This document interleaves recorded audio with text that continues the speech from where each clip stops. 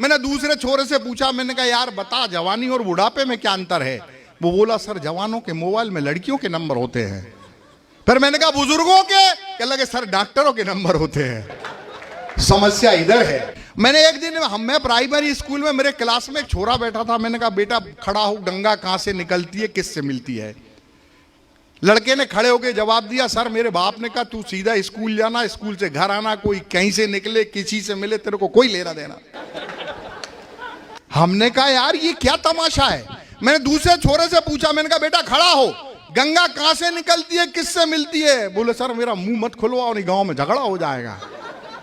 मैंने कहा मेरे बाप नहीं होगा झगड़ा, बता तू गंगा कहां से निकलती है, किससे मिलती है? बोला सर गंगा रात को 12 बजे निकलती है, कल्लू के लड़के से मिलती है। मैंने कहा मर गए। मैंने कहा मर गए। ये अब बेरोजगारी का व्यंग देखिए सर कहां से निकाल के लाया हूं। मैंने मास्टर से पूछा, मेरा सहयोगी टीचर था, मैंने कहा सर बताओ गंगा कहां से निकलती है, किससे मिलती है? सर का जवाब था कि गंगा अमरकंटक से निकलती है। मैंने कहा सर ये गंगा अमरकंटक से कब से निकलने लगी? कह लगे जब से सरकार ने 2500 रुपए के टीचर रख लिए बेटा गंगा अमरकंटक से ही निकलेगी। जब तक पूरा वेतनमान नहीं मिलेगा तब तक गंगा, तुम्हारे पिताजी गंगा हिमालय से नहीं निकलवा सकते।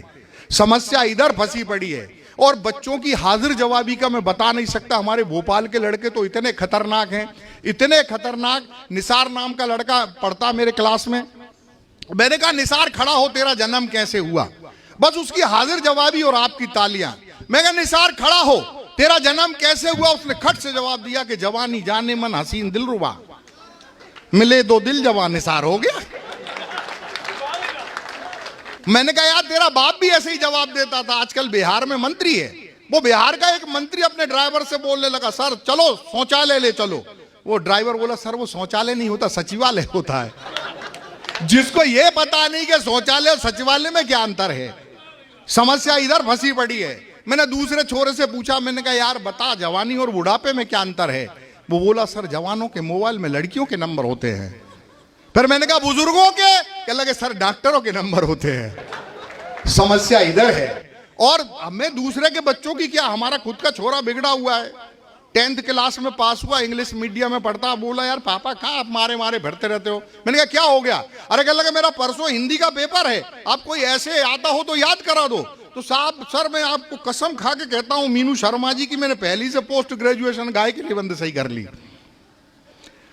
हमारे यहाँ एमपी में एक ही निबंध आता था। मैंने कहा तू भी लिख, गाय एक उपयोगी पशु है, उसके 4 पैर होते हैं, 2 सींग होते हैं, गाय घास खाती है, गाय कई प्रकार की होती है, काली पीली सफेद चितकबरी गाय अच्छे प्रकार की होती है। वो बोला यार पापा ये तो ठीक है, किसी और जानवर पे निबंध आ जाए तो? अबे मैंने कहा तू कवि का लड़का है, तेरे में इतनी अकल होना चाहिए। तू एक काम करना, गाय का नाम हटाना, उस जानवर का नाम चिपका देना। कमाल तो जब हो गया, मैं जब 3 दिन बाद घर पहुंचा, मैंने लड़के से पूछा बेटा पेपर हो गया? कह लगे पापा हो गया।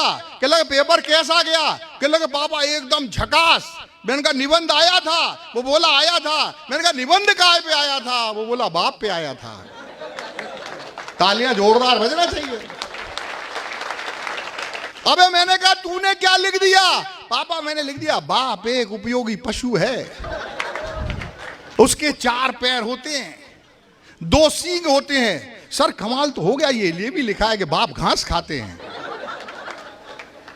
बात यही खत्म हो जाती तो ठीक। आगे वो ये भी लिखा है कि बाप कई प्रकार के होते हैं, काले पीले सफेद चितकबरी बाप अच्छे प्रकार के होते हैं।